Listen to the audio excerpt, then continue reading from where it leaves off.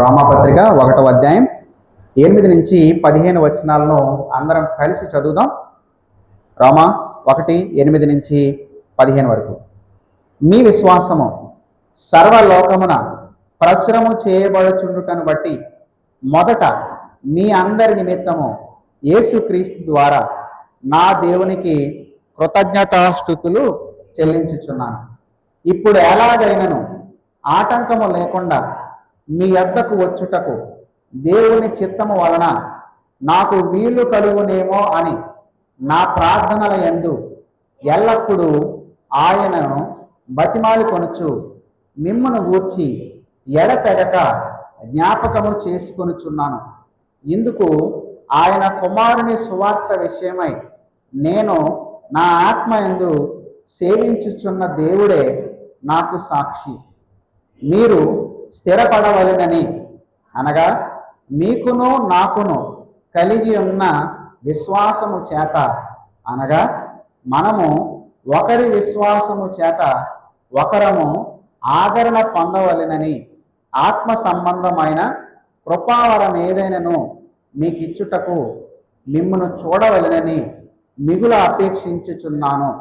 సహోదరులారా, నేను ఇతరులైన అన్య జనులలో ఫలము పొందినట్లు మీలో కూడా ఫలం ఏదైనను పొందవలెనని అనేక పర్యాయములు మీ యొద్దకు రానుద్దేశించి తిని, కానీ ఇది వరకు ఆటంకపరచబడి తిని. ఇది మీకు తెలియకుండుట నాకు ఇష్టము లేదు. గ్రీసు దేశస్థులకును గ్రీసు దేశస్థులు కాని వారికిని జ్ఞానులకును మూఢులకును నేను రుణస్థుడను. కాగా నా వలనైనంత మట్టుకు రోమాలోని మీకును సువార్త ప్రకటించుటకు సిద్ధముగా ఉన్నాను. దయచేసి అందరూ కూర్చోండి. గత వారం రోమా సంఘం యొక్క విశ్వాసం సర్వలోకమంతా కూడా ప్రచురమవుతుంది అనే సంగతి పౌలు గమనించి వాళ్ళ నిమిత్తం దేవునికి కృతజ్ఞతాస్తుతులు చెల్లించాడు అనే విషయం చూసాం. నీలో విశ్వాసం అనేది తప్పనిసరిగా క్రియల రూపంలో, సత్క్రియల రూపంలో బయటపడుతుంది. నువ్వు విశ్వాసాన్ని బట్టి చూపించే కనికరము, ప్రేమ, దీనత్వం, విశ్వాసాన్ని బట్టి నువ్వు చేసే సత్క్రియలు వేరే వాళ్ళకు మేలు చేస్తాయి, వేరే వాళ్ళు మాట్లాడుకునే విధంగా కారణమవుతాయి. రోమ్ సంఘం అనేది వాళ్ళు చూపించే విశ్వాసం ఇతరులు గమనించేంత గొప్పగా ఉంది. నీ విశ్వాసం క్రియల ద్వారా బలపడుతుందా?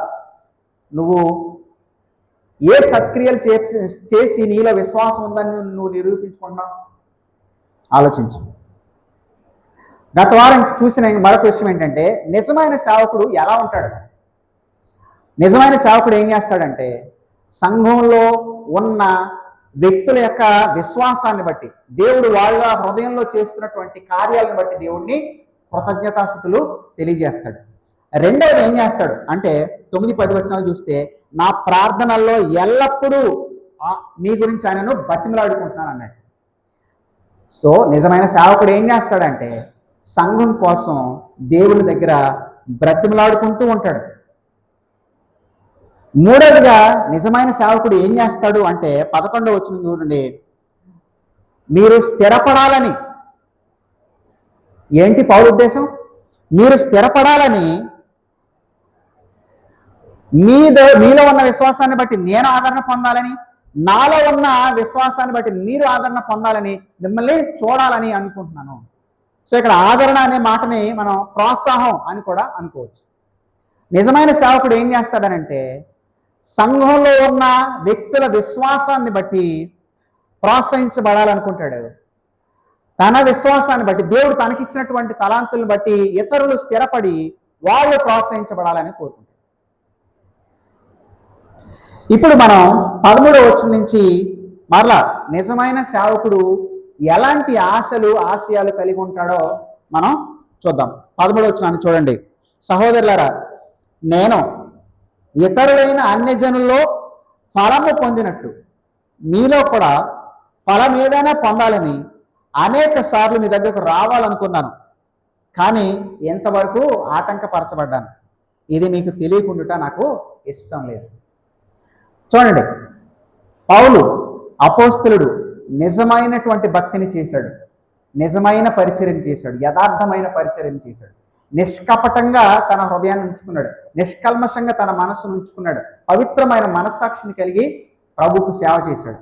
కాబట్టి అలాంటి సేవకుడు తను ఏం చేయడానికి ప్రయత్నం చేశాడంట, అనేక సార్లు మీ దగ్గరకు రావాలని ఉద్దేశించాను. అనేక సార్లు మనం చెప్పుకున్న విషయం ఏంటంటే, రోమ్లో ఉన్న సంఘాన్ని పౌలు స్థాపించలేదు. పౌలు ఎన్నడూ కూడా రోమ్లో ఉన్నటువంటి సంఘాన్ని చూడలేదు నేరుగా వెళ్ళి. అందుకని ఇప్పుడు ఏం కోరుకున్నాడు, తాను చాలాసార్లు రోమ్లో ఉన్న సంఘస్థులను, విశ్వాసులను కలవాలి అని చాలాసార్లు ప్రయత్నం చేశాడు. అయితే ఎందుకు వాళ్ళ దగ్గరికి వెళ్ళి వాళ్ళని చూడాలనుకున్నాడు? చూడండి 11వ వచనం, సహోదరులారా, నేను ఇతరులైన అన్య జనుల్లో ఫలము పొందినట్టు మీలో కూడా ఫలం ఏదైనా పొందాలి అని. అయితే ఈ ఫలం డబ్బులు కాదండి. అన్ని జనుల్లో నాకు చాలా మంది డబ్బులు ఇచ్చారు, మీలో కూడా డబ్బులు ఇస్తారో అనే ఉద్దేశంతో నేను మిమ్మల్ని కూడా చూడాలనుకుంటున్నాడు అని అలాంటి నీచమైన కోరిక అయితే పౌలుకు లేదు. అయితే ఎలాంటి ఫలం పొందాలనుకున్నాడు? అనేక మంది అన్య జనుల్లో మధ్యకు వెళ్ళి వాళ్ళకు సువార్త ప్రకటించాను.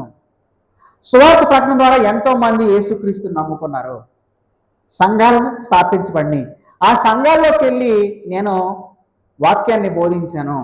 విశ్వాసులైన వాళ్ళు భక్తిలో పరిపూర్ణతలోనికి ఎదుగుతూ కనబడ్డారు. అది నేను వేరే అన్య జనుల్లో పొందుకున్నటువంటి ఫలం. ఇప్పుడు మీ దగ్గరకు కూడా నేను రావాలనుకోవడానికి కారణం ఏంటంటే, మీలో కూడా అలాంటి ఫలాన్నే పొందాలి అనుకుంటున్నాడు. అంటే ఈ ఫలం దేని గురించిన ఫలం అంటే, రోమ్ పట్టణానికి వెళ్ళి సువార్త ప్రకటిస్తే అక్కడ కొద్దిమంది రక్షించబడితే వాళ్ళు సంఘంలో గనక కట్టబడితే అప్పుడు ఆ సంఘం సంఖ్యపరంగా అభివృద్ధి అవుతుందా? అంతేకాదు, ఆ సంఘంలో కూడా దేవుని వాక్యాన్ని బోధిస్తే రక్షించబడిన వాళ్ళు భక్తులు ఎదుగుతారు కదా. ఆ విధంగా క్రీస్తు రాజ్యం ఇంకా వ్యాపిస్తుంది, క్రీస్తు నామానికి మరింత ఎక్కువ మహిమ కలుగుతుంది. కాబట్టి నిజమైన సేవకుడు ఎలాంటి ఉద్దేశాన్ని కలిగి ఉంటాడంటే, నేను 10 ఊళ్ళలోకి వెళ్ళి 10 సంఘాలు స్థాపించి 10 మందిరాలు కట్టి ఇంకా బోలంత మంది ఎక్కువ మంది సంఘానికి విశ్వాసులు ఇస్తే అప్పుడు వాళ్ళు ఇచ్చేటటువంటి కానుకలన్నింటితో నేను BMW కారు కొనుక్కొని అందులో తిరగాలన్నదే నా ఆశయం అని అనుకోడు.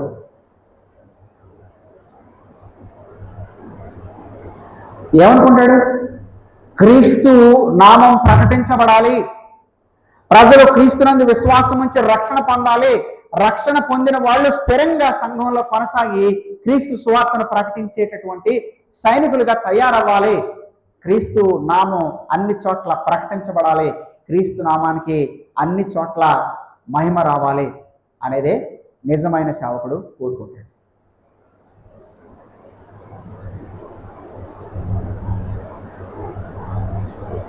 కాబట్టి మీలో కూడా నేను ఫలం పొందాలి అని అనేక సార్లు రావాలి మీ దగ్గరికి అని అనుకున్నాను. అయితే ఆ చివరి మాట చూడండి, 13వ వచనంలో, కానీ ఇది వరకు ఆటంకపరచబడి తిని అన్నాడు. ఆటంకపరచబడి తిని అంటే ఎవరు ఆటంకపరిచారు? ఎవరు ఆటంకపరిచి ఉంటారు అంటే, మనం అపోస్తల కార్యాలు 16వ అధ్యాయం చూస్తే 2వ సువార్త యాత్రను ఆరంభించడానికి తను వెళుతున్న సమయంలో ఈ మాట కనిపిస్తుంది. అపోస్తల కార్యాలు 16వ అధ్యాయం చూడండి, అపోస్తల కార్యాలు 16వ అధ్యాయం 6వ వచనం చూస్తే, ఆసియాలో వాక్యము చెప్పకూడదు అని పరిశుద్ధాత్మ వారిని ఆటంకపరిచినందున అన్నాడు. ఎవరు ఆటంకపరిచారు? పరిశుద్ధాత్ముడు ఆటంకపరిచాడట. సరిగ్గా ఈ ఆటంకపరిచాడు అని అపోస్తల కార్యాలు 16:6లో ఏ మాటనైతే లోకా రాశాడో అదే మాటని రామపత్రిక వాటిలో ఇప్పుడు మనం చదివాం. నేను అనేక సార్లు మీ దగ్గర రావాలనుకున్నాను, కానీ ఎప్పటి వరకు నేను ఆటంకపరచబడ్డాను అని. దేవుడే కొన్ని సందర్భాల్లో కొన్ని చోట్లకి వెళ్లకుండా ద్వారం మూస్తాడు. ఆ తర్వాత మీరు అపోస్తల కార్యాలు 16వ అధ్యాయంలో ఉన్న తర్వాత మాటను చూస్తే వాళ్ళు ఇంకొక దారిలో వెళ్ళడానికి ప్రయత్నం చేశారు. 16:6లో ముసియా దగ్గరికి వచ్చి బితీనియాకు వెళ్ళడానికి ప్రయత్నం చేశారు. యేసు యొక్క ఆత్మ వారిని వెళ్ళనీయలేదు. ఎవరి ఆత్మ వెళ్ళనీయలేదు? యేసు యొక్క ఆత్మే, పరిశుద్ధాత్మ దేవుడే వెళ్ళనివ్వలేదు.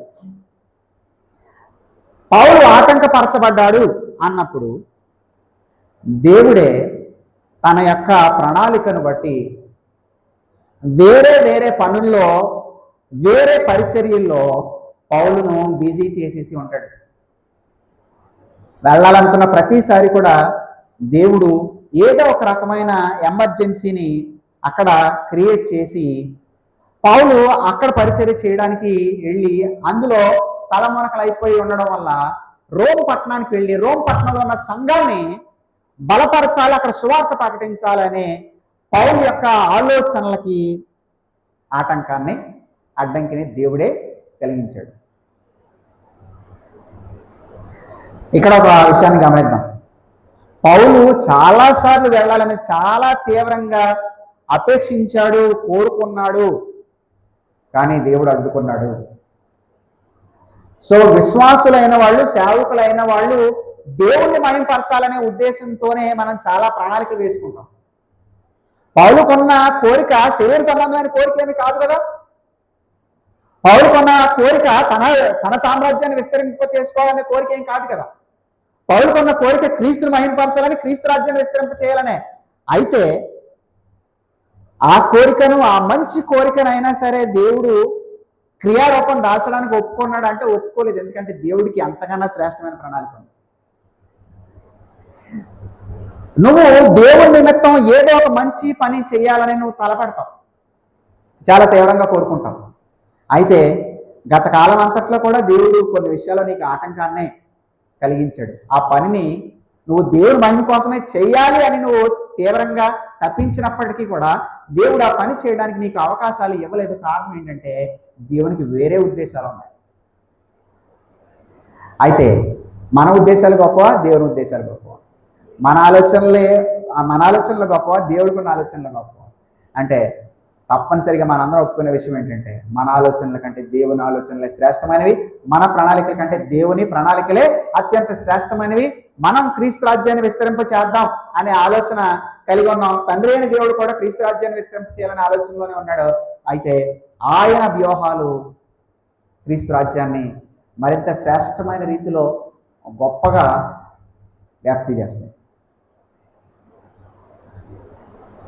ఇంగ్లాండ్ దేశంలో కొద్దిమంది సేవకులు ఇంటింటికి వెళ్ళి మనం వాక్య పరిచర్య చేయాలి అనే దానికోసం సేవకులందరూ కూడా ఒక చోట మీటింగ్ పెట్టుకోవాలని రిచర్డ్ బాక్స్టర్ అనే భక్తుడిని వాక్యం చెప్పాలని ఆహ్వానించారు. రిచర్డ్ బాక్స్టర్ అనే భక్తుడు ఏం చేశాడంటే తను చెప్పబోయే ఆ ప్రసంగాలన్నింటినీ కూడా రాసుకున్నాడు. సరిగ్గా మీటింగ్కి వెళ్ళే సమయానికి అతను ప్రయాణం ఏమాత్రం చేయలేనంత తీవ్రమైన అనారోగ్యం పాలయ్యాడు. నేను రాలేకపోతున్నాను, తీవ్రమైన అనారోగ్యం పాలయ్యాను. అయితే ప్రసంగం కోసం నేను సిద్ధం చేసుకున్న దీన్ని రాసిన ఈ పుస్తకాన్ని, ఈ మెటీరియల్ అంతటిని కూడా మీకు పంపిస్తాను అని అన్నాడు. అది రిఫార్మ్డ్ పాస్టర్ అనే పుస్తకంగా ప్రింట్ అయింది. దాన్ని ఈ మధ్యకాలంలో వాక్యానుసారమైన కాపరి అనే పుస్తకంగా నేను తెలుగులోకి అనువాదం చేశాను. ఒకవేళ ఆయన వెళ్ళుంటే ప్రసంగాల్లానే అది ఉండిపోయేదేమో. ఆయన వెళ్ళలేదు కాబట్టి, అనారోగ్యం వచ్చింది కాబట్టి అది పుస్తకం అయ్యి గత 300 సంవత్సరాలకు పైగానే సంఘ కాపర్లను ఎంతో ప్రోత్సహించేదిగా, సవాలు చేసేదిగా ఆ పుస్తకం సంఘ చరిత్రలో నిలిచిపోయింది. ఆ తర్వాత జాన్ బన్యన్ అనే భక్తుడిని కేవలం కొన్ని నెలలు మాత్రమే అన్నట్టు జైల్లో పెట్టారు. విడుదల చేయాల్సిన సమయం వచ్చినా విడుదల చేయకుండా సుమారు 6 నెలల్లో విడుదల చేయాల్సినటువంటి జాన్ బన్యన్ని 16 సంవత్సరాలు ఉంచారు. ఆ 16 సంవత్సరాల్లో అతను పిల్గ్రిమ్స్ ప్రోగ్రెస్ అనే పుస్తకం రాశాడు. అది మొత్తం ప్రపంచమంతట్లో దాదాపుగా అన్ని భాషల్లోకి అనువాదమై బైబిల్ తర్వాత అత్యంత ఎక్కువగా అమ్ముడైనటువంటి పుస్తకంగా నిలిచిపోయి అనేక మంది భక్తుల జీవితాలను ఎప్పటికీ ప్రభావితం చేస్తూనే ఉంది. చార్లెస్ స్పర్జన్ అనే భక్తుడు చాలా గొప్ప ప్రసంగికుడు. అయితే ఆ భక్తుడు తన జీవితకాలంలో 100 సార్లు యాత్రికుని ప్రయాణ పుస్తకం చదివాడంట. బయటికి వెళ్ళిపోవాలనే ఆశ జాన్ బన్నెన్కి ఉన్న దేవుని ఉద్దేశాలు వేరుగా ఉన్నాయి. ఎందుకంటే జైలు బయటికి వెళ్తే అలాంటి శ్రేష్టమైన పుస్తకాన్ని రాసి ఉండేవాడు కాదేమో. గమనించండి, జాన్ బన్నెన్ అయినా లేదంటే రిచర్డ్ బాక్స్టర్ అయినా అపోస్తలుడైన పౌలైనా వాళ్ళకి కొన్ని ఉద్దేశాలు ఉన్నాయి, కానీ దేవుడు ఆటంకపరిచాడు. తద్వారా దేవుని సంఘానికి, దేవుని రాజ్యానికి మరింత మేలైనటువంటి పనులనే దేవుడు జరిగించాడు. రోమ్ పట్టణానికి వెళ్ళాలనుకున్నాడు, అక్కడ సంఘస్థులను కలవాలనుకున్నాడు, కానీ వెళ్ళలేదు. వెళ్ళలేకపోయాడు కాబట్టి పౌలు రోమా పత్రికను రాశాడు. అందువల్ల రోమా పత్రిక ఎన్ని జీవితాలను ఈ 2000 సంవత్సరాలుగా బలపరుస్తూ ఉంది. ఆలోచించారా? ఎల్లుంటే ఎంత శ్రేష్టమైన పత్రికను రాసి ఉండేవాడు కాదేమో. నువ్వు రోమ్ పట్టణానికి వెళ్ళడం నా ప్లాన్ కాదు, నువ్వు రోమ్లో ఉన్న సంఘానికి ఒక పత్రిక రాయడం నా ప్లాన్ అన్నట్లు దేవుడు పౌలు యొక్క ప్రణాళికను, ఉద్దేశాలను ఆటంకపరిచాడు. ప్రస్తుతం నువ్వు దేవుని మహిమ కోసం చేయాలనుకుంటున్న పనుల్లో కూడా తాత్కాలికమైన ఆటంకం వస్తే నిరుత్సాహపడకో, చింతపడకో. దేవునికి మరింత శ్రేష్టమైన ప్రణాళిక ఉంది. దేవుడు మరింత శ్రేష్టమైన పద్ధతిలో తన రాజ్యాన్ని కట్టుకోవడానికి ప్రణాళికను కలిగి ఉన్నాడు. నువ్వు దేవుడు పని చెయ్యాలి అని ఆశపడు, క్రీస్తు రాజ్యాన్ని విస్తరింప చెయ్యాలి అని అపేక్ష కలిగి ఉండు, క్రీస్తుకు మహిమ తెచ్చే సువార్తను ప్రకటించాలని ఆశ కలిగి ఉండు, నువ్వు అందుబాటులో ఉండు. దేవుడు నీకు ఒక ద్వారం మూసాడంటే ఇంకొక ద్వారం తప్పనిసరిగా తెరుస్తాడు. అనేక పర్యాలు మీ వద్దకు రానుద్దేశించాను, కానీ ఇదివరకు ఆటంకపరచబడ్డాను, ఇది మీకు తెలియకుండా నాకు ఇష్టం లేదు. ఇప్పుడు 14 వచనం చూద్దాం. గ్రీసు దేశస్థులు కాని వారికి అనగా జ్ఞానులకును మూఢులకును నేను రుణస్థుణ్ణి అంటే అర్థం ఏంటి? మన భాషలో చెప్పండి. నేను అప్పుపడ్డాను అనే అర్థం. బాకీ ఉన్నాను. ఇక్కడ వాళ్ళు మాట్లాడతారా బాకీ అనే పదాన్ని? కృష్ణా జిల్లా వాళ్ళు. నేను రుణస్థుణ్ణి అంటే పౌలు వాళ్ళ దగ్గర అప్పు చేశాడా? లేదు. ఏ విషయంలో? నేను గ్రీసు దేశస్థులు కాని వారికి అంటే జ్ఞానం కలిగిన వాళ్ళకి, జ్ఞానం లేని మూర్ఖులకు కూడా రుణపడ్డాను. ఏ విషయంలో పౌలు అంటున్నాడంటే సువార్తను ప్రకటించే విషయంలో నేను రుణస్థుణ్ణి. I'm under obligation both to the Greeks and also to non Greeks.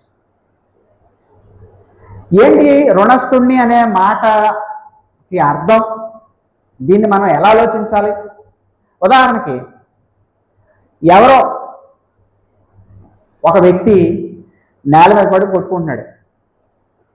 బహుశా ఫిట్స్ వచ్చి ఉండొచ్చు, లేదంటే ఏదైనా హార్ట్ అటాక్ వచ్చి ఉండొచ్చు. అయితే డాక్టర్ గారు అన్నారనుకోండి, అది బస్ స్టాండ్ అయినా రైల్వే స్టేషన్ అయినా కానీ డాక్టర్ కనుక ఉంటే అతని బాధ్యత ఏంటి? అతను రుణపడ్డా లేదా వ్యక్తికి అంటే రుణపడ్డా అని చెప్పాలి. ఎందుకంటే అతను డాక్టర్, అది హాస్పిటల్ కాదు. ప్రాణం పోయే పరిస్థితి, అనారోగ్యంతో గిరగలా కొట్టుకునే పరిస్థితి ఉంది. కాబట్టి ఇప్పుడు అక్కడ ఉన్న డాక్టర్ రుణస్థుడు. ఏ విషయంలో రుణస్థుడు?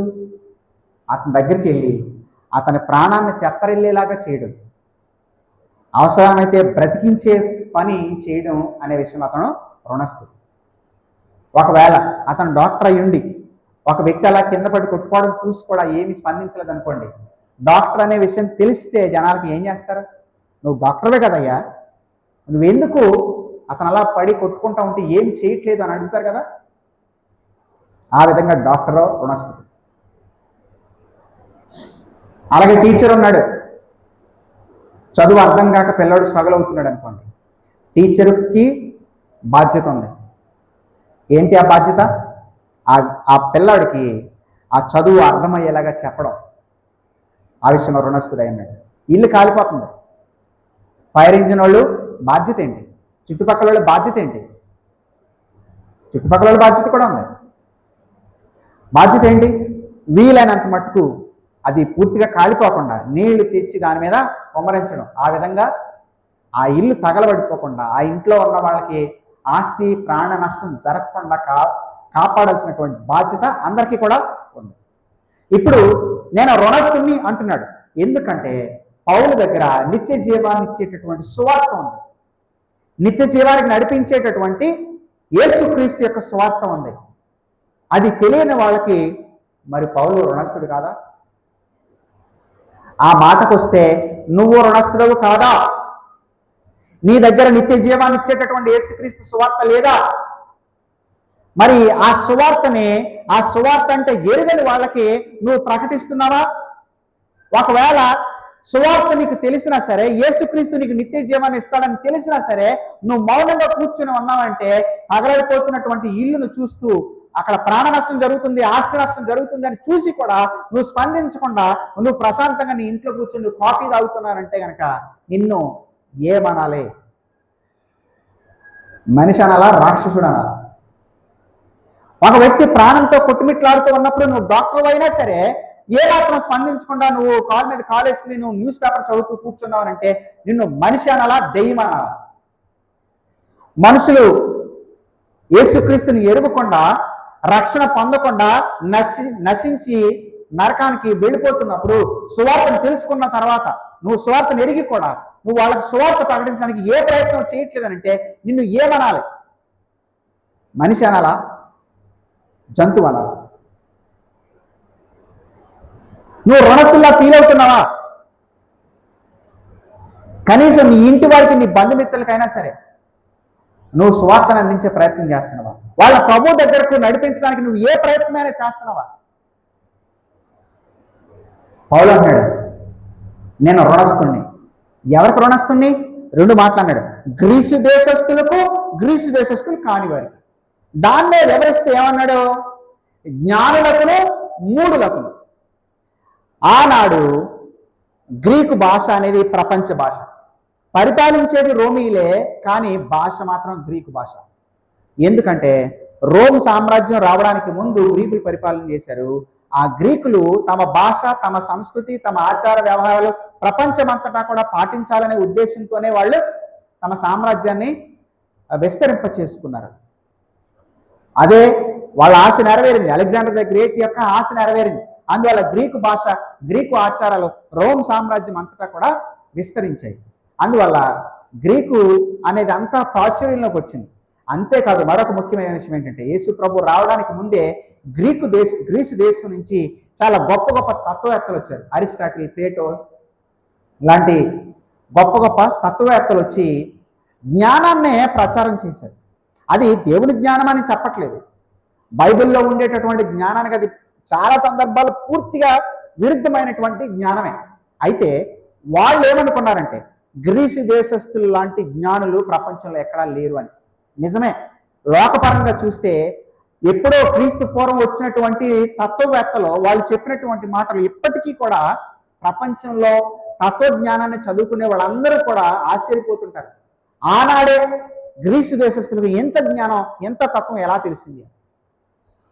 సో గ్రీసు దేశస్తులు గ్రీకు భాషను మాట్లాడేవాళ్ళు, గ్రీకు దేవతలను పూజించేవాళ్ళు, గ్రీకు ఆచార వ్యవహారాలని పాటించే వాళ్ళందరూ కూడా తమను తాము ఏమనుకునేవాళ్ళు అంటే మేము జ్ఞానులు. గ్రీకు భాష రాని వాళ్ళు, గ్రీకు దేవతలను పూజించని వాళ్ళు, గ్రీకు ఆచార వ్యవహారాలను పాటించిన వాళ్ళందరూ కూడా మూర్ఖులే అని భావించేవాళ్ళు. అంటే ఇప్పుడు ఎవరు అభ్యంతర పడకండి, సాధారణంగా ప్రస్తుతం అన్ని దేశాల్లో కూడా వినిపించే భాష ఇంగ్లీష్ భాష కదా. ఎవరైనా ఇంగ్లీష్ భాష మాట్లాడుతున్నారు అంటే చదువుకున్న వాళ్ళు అనే అవగాహన మనకు కలుగుతుంది కదా. ఇంగ్లీష్ భాష మాట్లాడలేకపోతున్నారు అని అంటే చదువు లేని వాళ్ళు అనే భావన సహజంగా ఉంది. మీరేమి అభ్యంతర పడకండి, అది దేవుని దృష్టికి గొప్ప సంగతేమీ కాదు ఇంగ్లీష్ మాట్లాడడం అని. కానీ ఒక సహజమైన అభిప్రాయం ఉంది అంటున్నాను. ఆనాడు గ్రీకు భాష మాట్లాడడం, గ్రీకు తత్వాన్ని అర్థం చేసుకోవడం చాలా జ్ఞానయుక్తమైనదిగా పరిగణించారు. పౌలు ఇప్పుడు ఏమంటున్నాడంటే తమను తాము జ్ఞానులు అనుకునే వాళ్ళకి, అలాగే తమను తాము సామాన్యులు, జ్ఞానం లేని వాళ్ళు అనుకునే వాళ్ళకి కూడా నేను రుణస్తున్నే. సో రోమా సామ్రాజ్యం అంతటిని ఇప్పుడు పౌలు ఈ కోణంలో చూస్తే రెండు భాగాలుగా చూస్తున్నాడు. జ్ఞానం ఉన్నవాళ్ళు, జ్ఞానం లేని వాళ్ళు, వీళ్ళందరికీ కూడా సువార్త ప్రకటించే విషయంలో నేను రుణిస్తున్నాను. అంటే సువార్తను కేవలం ఒక వర్గానికి పరిమితం చేయడం కరెక్ట్ కాదు. ధనవంతులకు సువార్త చెప్పాలి, పేదలకు సువార్త చెప్పాలి. జ్ఞానం ఉన్న వాళ్ళకి సువార్త చెప్పాలి, జ్ఞానహీనులకు సువార్త చెప్పాలి. పురుషులకు చెప్పాలి, స్త్రీలకు చెప్పాలి, పిల్లలకు చెప్పాలి, వృద్ధులకి చెప్పాలి, అధికారులకి చెప్పాలి, సామాన్యులకి చెప్పాలి, రాజులకి చెప్పాలి, పౌరులకి కూడా చెప్పాలి. దేవుడు నువ్వు సిద్ధంగా ఉంటే నీ ద్వారా ఎవరికి సువార్తను అందించాలో ఆయన అందిస్తాడు. నువ్వు సిద్ధంగా ఉన్నావా లేదా, నువ్వు రుణస్తుల్లా ఫీల్ అవుతున్నావా లేదా అనేది ప్రాముఖ్యమైనటువంటి సంగతి. పౌలు అంటున్నాడు, నేను రుణస్తుని, ఈ సువార్తను నేను ప్రకటించకపోతే నేను శాపగ్రస్తుని తనను తానే అనుకుంటున్నాడు అనమాట. ఈ సువార్త ప్రకటించకపోయిన ఎట్లా నాకు శ్రమ అని. శ్రమ అంటే ఏదో శారీరకమైన ఇబ్బంది అని కాదు.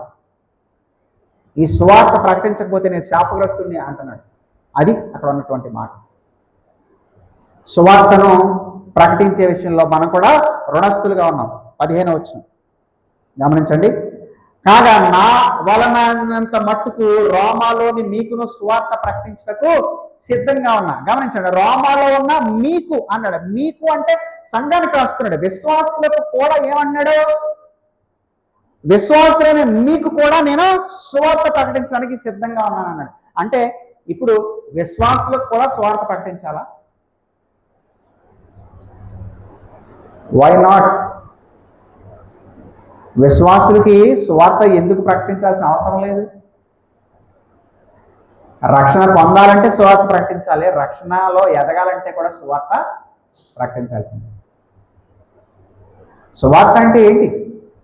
యేసుక్రీస్తు దైవ మానవుడు, యేసుక్రీస్తు పరిశుద్ధంగా జీవించి శిలువ పైన మన పాపాల నిమిత్తం మరణించి 3వ దినాన పునరుత్థానుడయ్యాడు. ఆయనను విశ్వసించిన వారికి నిత్య జీవం, పాప క్షమాపణ, దేవుడితో సమాధానం.